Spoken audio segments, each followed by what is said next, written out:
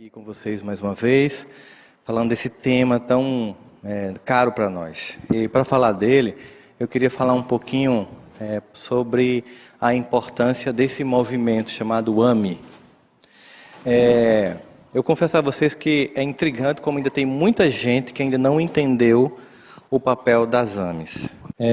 Muitas vezes, tem gente que diz que, na verdade, todos nós devíamos pegar, juntarmos-nos para fazer caridade. Né? Por que esses médicos, psicólogos, esse pessoal não fica fazendo atendimento gratuito? E a doutora Marlene sempre dizia para a gente que essa caridade ela deve ser feita no nosso consultório, no nosso centro espírita. Né? Porque a AME não concorre com o movimento, ela colabora com o movimento espírita. Mas existe um lado dessa doutrina de 3 aspectos que ficou subdimensionado ao longo do desenvolvimento da doutrina espírita enquanto movimento, que foi o aspecto científico.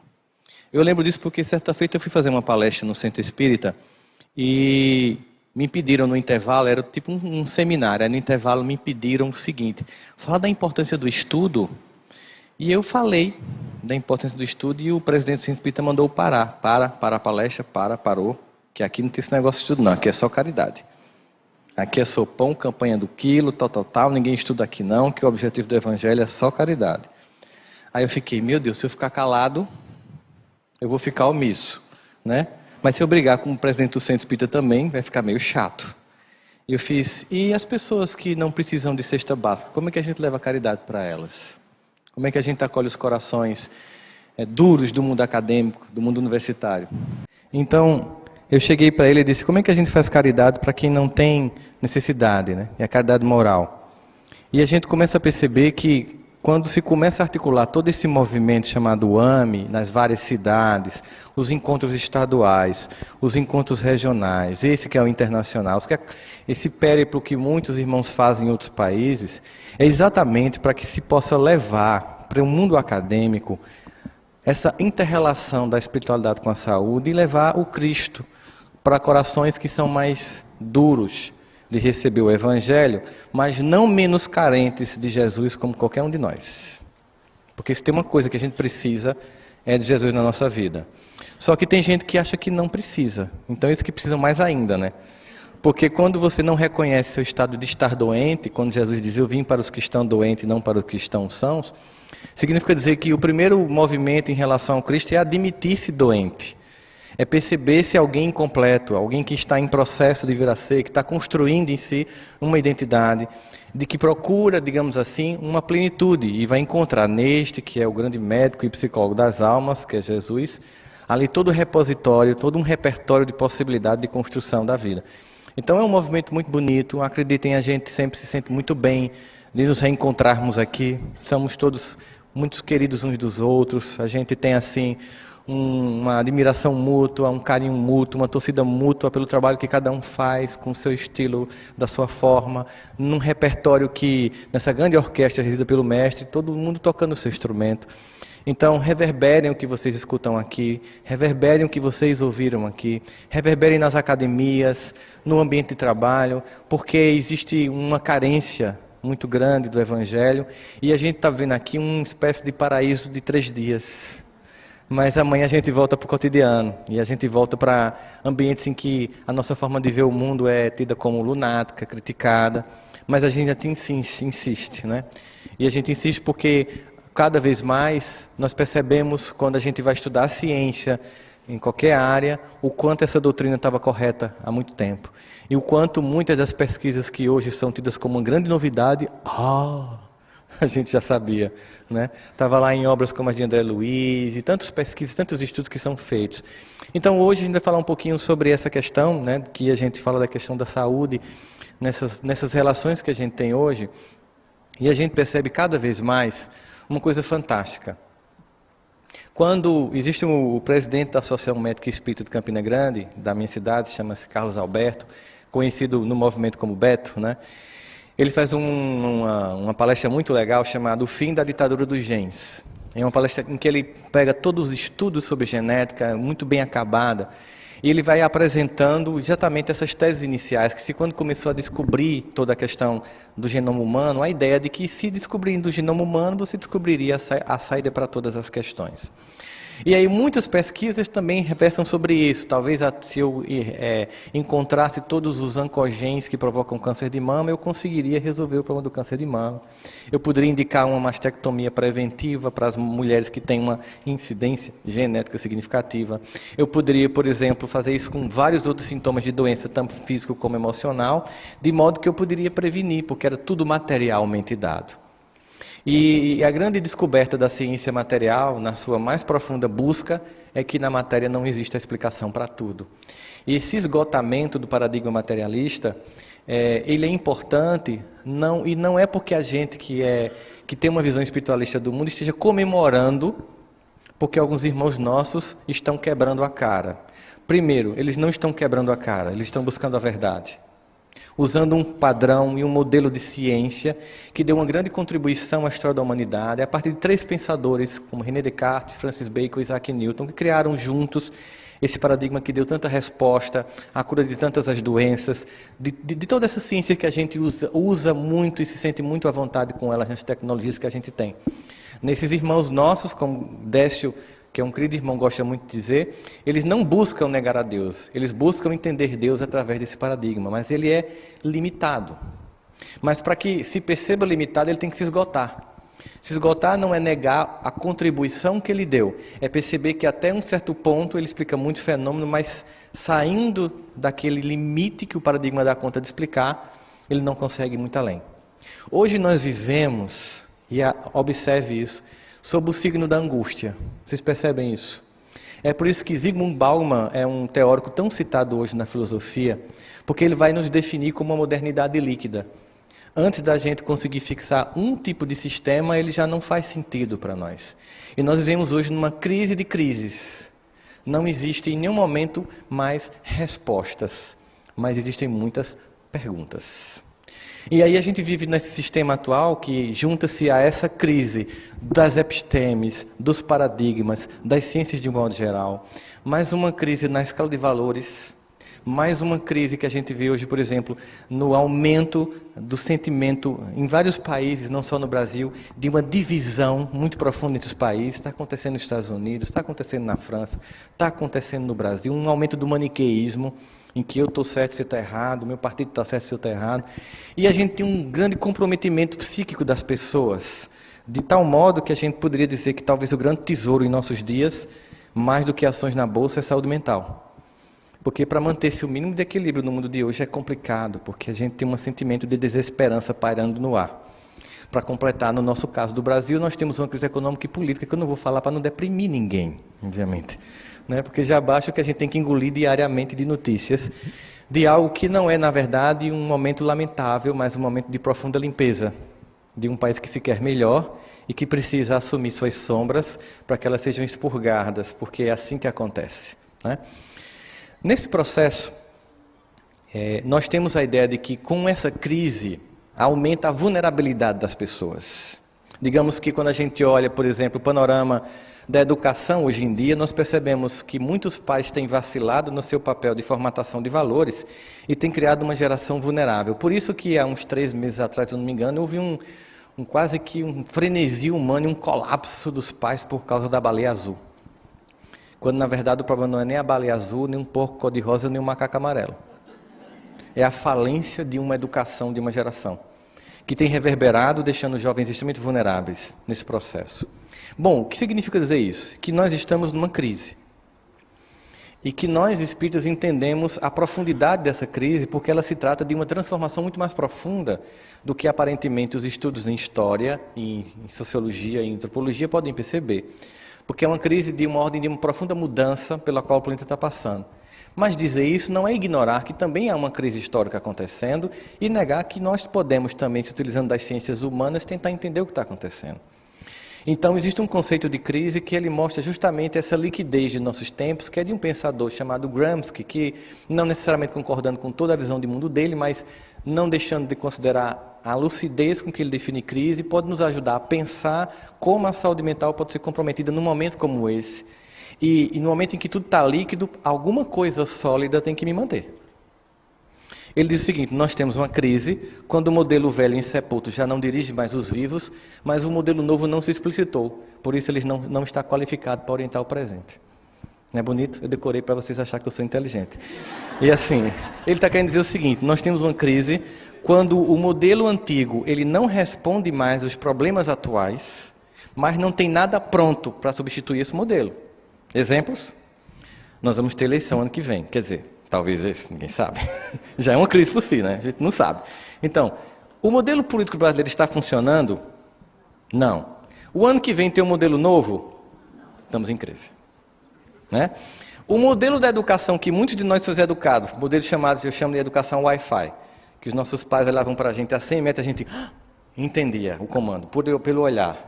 Esse modelo está funcionando hoje, mas o de hoje também está dando algum resultado legal? Estamos em crise. A cultura. Está funcionando o modelo de cultura que a gente tem montado? Por exemplo, vocês percebem que em épocas de profunda crise, e essa sendo a maior crise da história humana, há uma sensação inicial de que tudo desanda? Vamos dar um exemplo? Pegar um traço da cultura, eu gosto de pegar esse exemplo, porque ele é bem clássico, todo mundo aqui passou por isso. Geração moral e cívica, por favor, levante a mão, assuma que é velho, muito bem. O SPB. Nós somos de um mundo...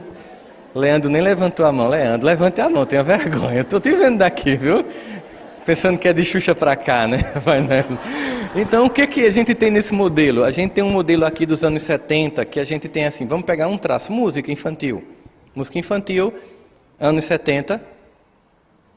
Marmelada de banana, bananada de goiaba, goiabada de marmelo, se tudo pica-pau amarelo, se tudo pica-pau amarelo. Não vou cantar muito para não deprimir, já tem gente querendo chorar aí, sentindo saudade.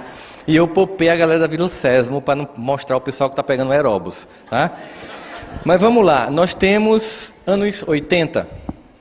Depende de nós. Quem já foi ou ainda é criança, que acredita ou tem esperanças, quem faz tudo para um mundo melhor.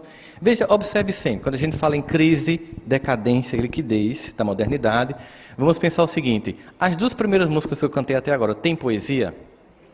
Tem melodia? Tem letra? Autores, Gilberto Gil e Ivan Lins. Nos anos 90 aconteceu uma mudança no mercado fonográfico infantil. Eu gosto dessa pausa para ouvir essa risada. Eu dou uma pausa, fico só esperando. A gente só fica pensando, meu Deus, realmente tudo mudou. A música que define essa geração é uma música de uma profundidade poética tão grande, que eu conto com a colaboração de vocês aqui para uma interpretação poética, quase que shakespeariana, de um texto que diz: Hilari, Hilari, Hilarie, oh, oh, oh. E daí veio uma geração que dizia tudo, mas não dizia nada. Foi a geração da vogal. Porque depois de Hilari, Hilarie veio aê, aê, aê, he, he. Depois teve oh, oh, oh. A gente pensa que não pode piorar, porque aí se perdeu poesia, não se perdeu? Se perdeu melodia, não se perdeu? Mas depois começou a descer na boquinha da garrafa. E de lá a gente não para mais de descer. Quando você pensa que eles se superaram, eles descem um pouquinho mais. Mas eles são ídolos dos filhos. Agora constrangimento, né? Aê. São os ídolos dessa geração. O que significa dizer que é comum, em grandes momentos de ponto de inflexão histórica, mudanças de estágio, e nesse que é a maior mudança de estágio, que haja um sentimento de perda total de valores. Por isso que Kardec faz uma pergunta, e olhe, Kardec não estava ouvindo funk. Kardec pergunta assim: por que quando nós observamos a história humana, nós temos uma sensação de que, ao menos do ponto de vista moral, ao invés de avançar, recuamos? Ele é muito inteligente, porque materialmente não dava para negar que tudo avançava, e Kardec não tinha iPhone. Mesmo assim, ele via materialmente a ciência avançando, mas aparentemente, moralmente, havia um recuo. E os espíritos dizem: não, você está enganado, se você observar bem, verá que, ao contrário, a sociedade só avança. Mas perguntas, no livro dos Espíritos tem umas respostas que tem vírgula. E depois da vírgula tudo se explica. Vírgula. Às vezes, é necessário que o mal chegue ao extremo, para que os homens sintam necessidade do bem e das reformas. Eis o tempo. Pense como a gente está necessitando das reformas e do bem. Aí veja só, neste momento, nós temos aquelas pessoas que vão ficar em 3 posições clássicas.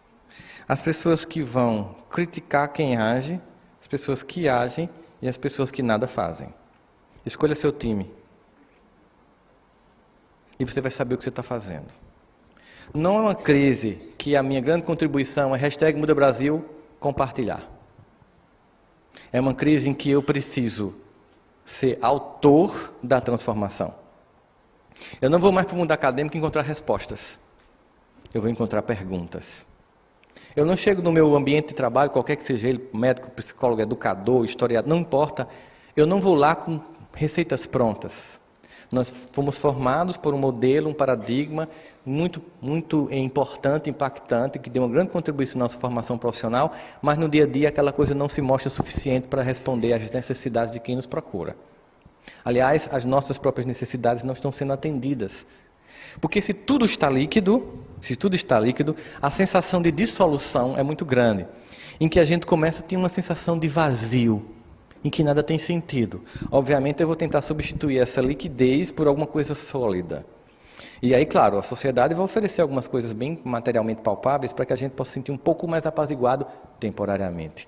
Hoje em dia, obviamente, uma coisa que é muito comum são 2 loucuras da humanidade hoje em dia. 2 grandes loucuras. Uma é que eu tenho que ser feliz sempre. E só fazer coisas agradáveis. E outra é que eu tenho que ter tudo que eu quiser ter. Então, temos 2 tipos de consumismo. O consumismo de felicidade, como se fosse uma receita de bolo que eu encontro em qualquer prateleira de livro de autoajuda. Olha no espelho e diga que se ama. Né?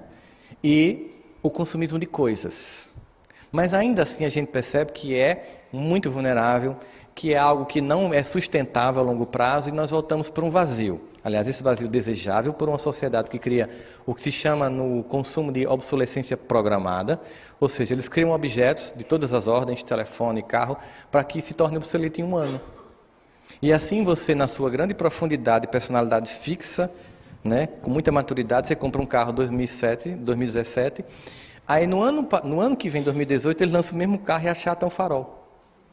E quando você para no farol, no sinal de carro, você olha para o carro 2018, você com o seu 2017 diz, esse ficou lindo com o farol assim. Porque essa é a sensação que é para ser dada, para que o vazio volte e você volte a entrar no esquema, fazer a roda girar. Se tudo está sólido, aliás, que tudo que estava sólido se desmancha no ar, se existe uma liquidez tão grande que a gente não tem como não estar fixo em nada, o que pode nos levar a algo de permanente? Onde estaria o recurso para a saúde mental neste momento? Onde? Onde é que existe algo que não mudou com o tempo? Quando você perde o norte, para onde você pode olhar? Foi aí que perguntaram, né? Kardec pergunta, existe um modelo que seria algo que seria ideal para a gente? Quando eu digo que tem um modelo é o seguinte, quando eu perco o norte, inclusive o meu próprio norte interno, eu procuro algo externo a mim que me sirva como um parâmetro de estabilidade.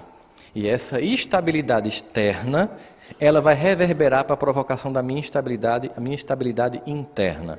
E aí a resposta a essa pergunta, tem um modelo? Tem. Vide Jesus. O que quer dizer com isso? No momento em que tudo fica líquido, em que tudo perde consistência, em que tudo só muda, existe algo estável. E não é um algo, é um alguém. E não é um alguém qualquer. É um alguém que é uma promessa que foi cumprida quando veio. E cuja promessa é que este alguém é dotado de um amor tão profundo que, apesar de nós estarmos tão perdidos, ele serenamente espera a gente, como um filho pródigo que está rodando, acordar e voltar sereno, encontrando a casa do Pai novamente. E quando isso acontece, não julgamentos, não apedrejamentos, mas comemoração e abraço. Esse evento de uma sociedade em crise, ele aumenta profundamente há 10 anos atrás. Há 10 anos atrás, se lançou algo fantástico no mundo, que mudou radicalmente as nossas vidas. E para muitos de nós hoje seria quase como uma síndrome de abstinência viver sem os smartphones.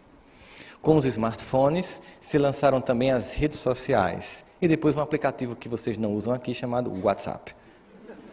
E com o aumento das redes sociais, olha, aumenta o índice de suicídio.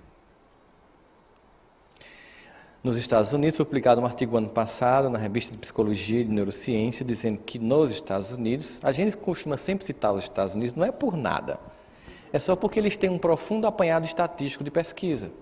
E como a gente não tem o mesmo apuro estatístico, a gente pensa assim, lá está acontecendo assim, e como eles têm o American Way of Life, o modo americano de vida, que é imitado pelo mundo todo e de uma forma reverbera em todo lugar, provavelmente algo semelhante deve estar acontecendo aqui.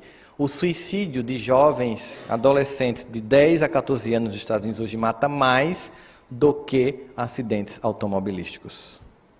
Por isso que a minissérie 13 Razões Por Quê, né, em que há uma glamorização do suicídio pela personagem que narra com muita tranquilidade o motivo que a fez matar-se, com a cena final muito profundamente chocante do suicídio dela, mostra que a gente vive uma glamorização disso. Ao mesmo tempo, o psiquismo coletivo identifica um padrão, e esse padrão é reverberado pelos meios de comunicação, produzindo uma série de filmes e minisséries que retratam o fenômeno. Tem um smartphone aqui perto, só para eu mostrar. Que retratam esse fenômeno atual que a gente vive, que é... Não precisa ligar não, é só para... É que você, por exemplo, você para em qualquer aeroporto. Chega no aeroporto, está todo mundo assim. Observa isso, né? Obviamente. Não só em aeroporto, na sala da sua casa também, é todo mundo assim. Então, por isso, essa desconexão com o outro, nós temos o fenômeno das séries e filmes de zumbis. The Walking Dead é um exemplo prototípico disso, seria um psiquismo de zumbificação do coletivo. Né? Aquela coisa assim. Ao mesmo tempo, a perda de contato com o outro nos deixa sem vida. Aumento da carência humana com redes sociais é incrível. As pessoas vão para o Dia das Mães, tiram uma foto com a mãe, posta e passa o resto do mês ignorando. Né? Aí nós temos, obrigado, o aumento das séries e de filmes de vampiros. São pessoas sem vida. São pessoas sem cor. São pessoas que tudo é tedioso, porque nunca morrem, tudo é repetitivo. Isso significa dizer o seguinte, que esses avanços... Eles são bem-vindos, mas naturalmente a nossa tendência inicial de uso é equivocada. Né? A gente pegou a energia nuclear, que massa! Aí a primeira coisa que a gente fez, bombardeou Hiroshima e Nagasaki. Mas a gente aprende. Porque hoje a quantidade de gente que sobrevive anualmente através da radioterapia aos cânceres, significa dizer que a gente mais salva vidas com a energia nuclear do que a gente matou naquele dia em Hiroshima e Nagasaki. Assim, a esperança é de que em algum momento as nossas redes sociais, elas de fato possam se tornar um veículo útil aos interesses mais superiores do coletivo.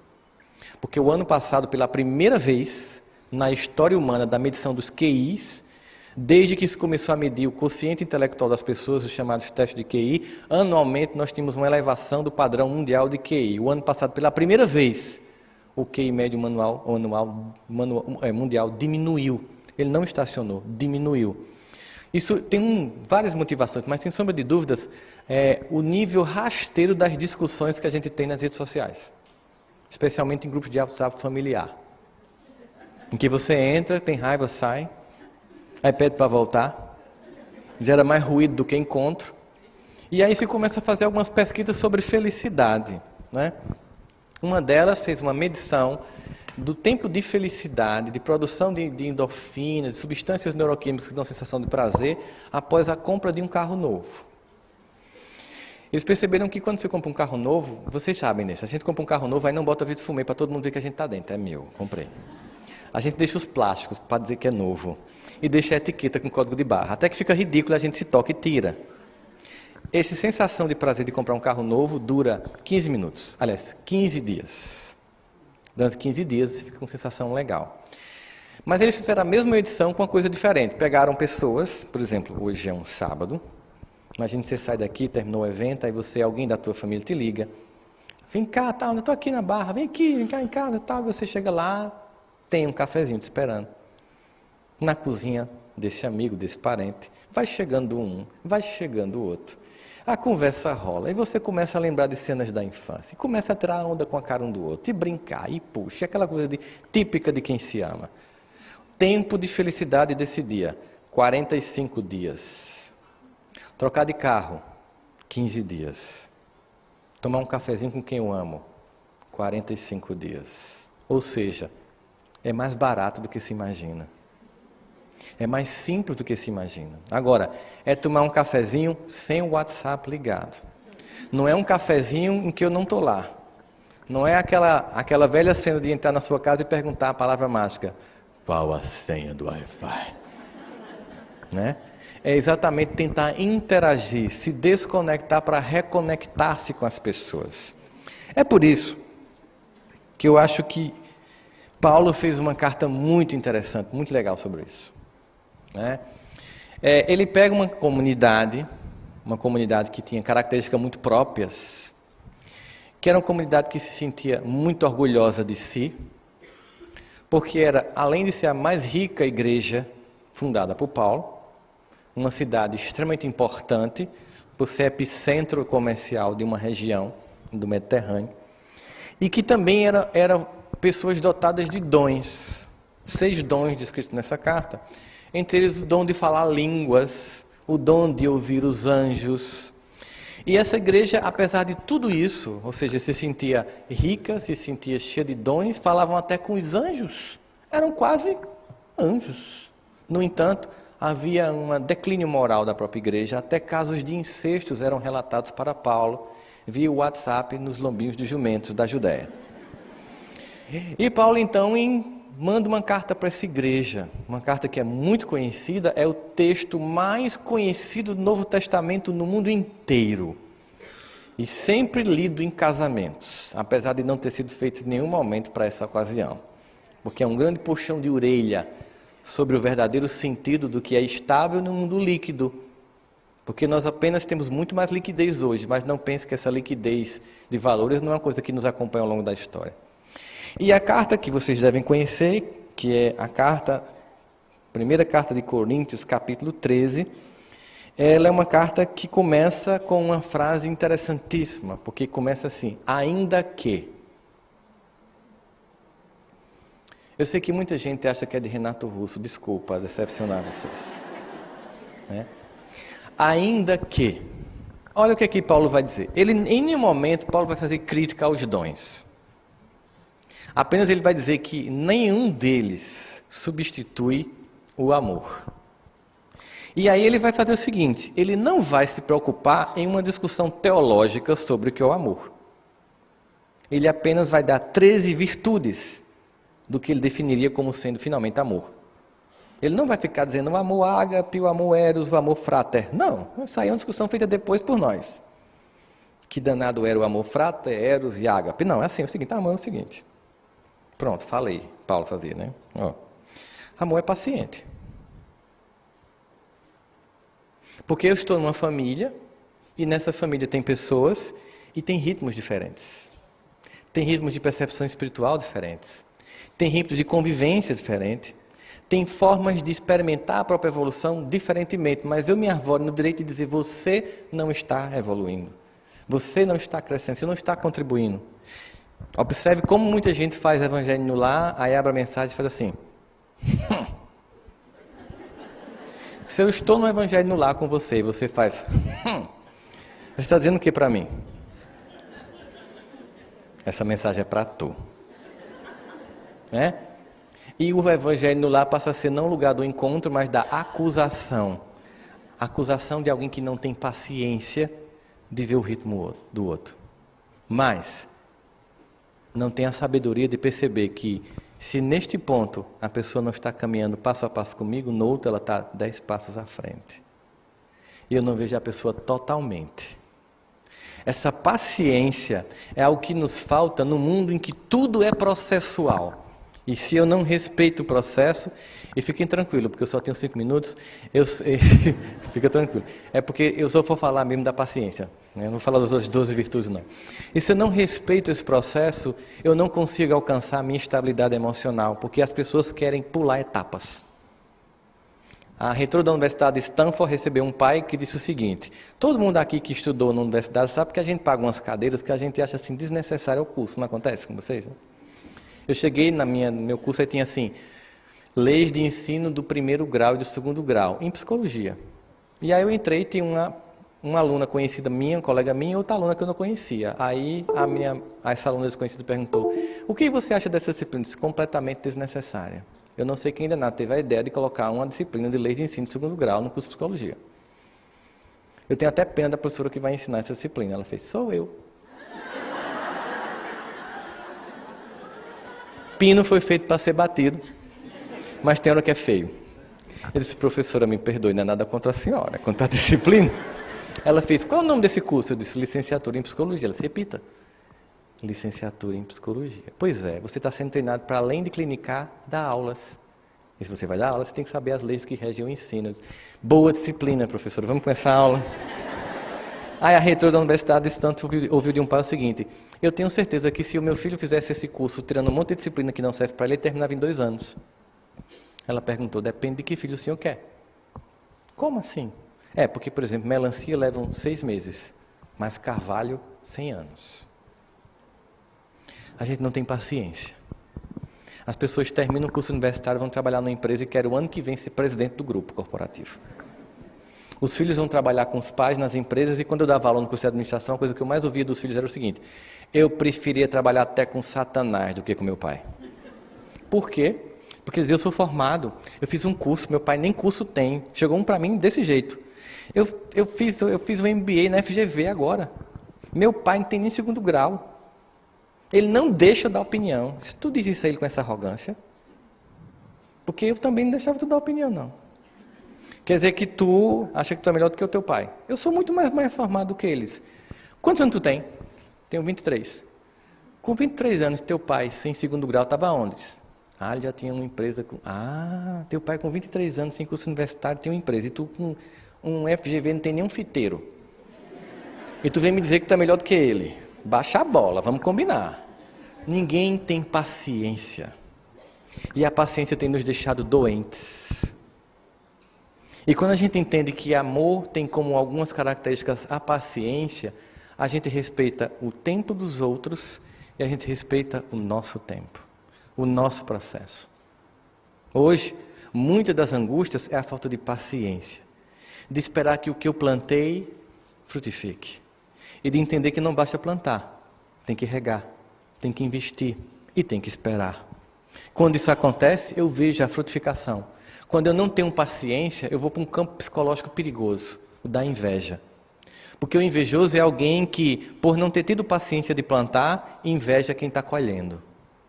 Geralmente o invejoso inveja o resultado, mas nunca o processo que fez o outro chegar onde chegou. E quando ele está assim, essa impaciência gera essa imaturidade psicológica que faz com que eu fique magoado com o crescimento do outro, sem entender que ali houve um tempo. É por isso que em Eclesiastes diz o seguinte, que Deus ama mais o fim das coisas do que o começo. Porque no fim, o processo se conclui. No fim, teve-se paciência de se plantar, de se regar e de se colher. Muita gente pega passagens e tira do contexto para gerar pretextos. Vinde a mim, todos que estáis cansados, que eu vos aliviarei. Porque meu jugo é suave e meu fardo é leve. Aí você tira e faz: que balsâmico, mas ele continua: aprendei de mim, que sou brando e pacífico de coração. Ou seja, aprendei de mim, que tive paciência para construir um jugo suave. Mas levou toda uma cruz, houve toda uma trajetória, houve todo um processo. Hoje, mais do que nunca, nós temos necessidade de respeitar os nossos processos interiores, de respeitar o processo de quem nos cerca, olhar com misericórdia e compaixão para a nossa própria interioridade. E essa é uma experiência rica, porque quando eu tenho compaixão comigo, quando eu respeito o meu processo, quando eu vejo as dificuldades que eu enfrento em busca de uma luz que de vez em quando me arrasta e eu não consigo, porque eu vou para frente e vou para trás, no ir e vir até a perfeição, que ainda falta muito, a gente fica sempre se cobrando e quando a gente é rígido com a gente é rígido com o mundo. Mas quando a gente tem a paciência de respeitar os processos e nos entender como um ser em busca de evolução, como diz no Evangelho segundo o Espiritismo, combatendo as más inclinações, a gente respeitando em nós o processo, não nos resta outra alternativa que não seja respeitar o outro. É por isso que naquela cena, as pedras não foram jogadas, porque quando Jesus pergunta quem nunca errou, ele evoca em cada um de nós os processos que tem em nós particularmente. E quando você lembra dos seus processos, finalmente, você tem paciência com os processos do outro. Muita paz, gente.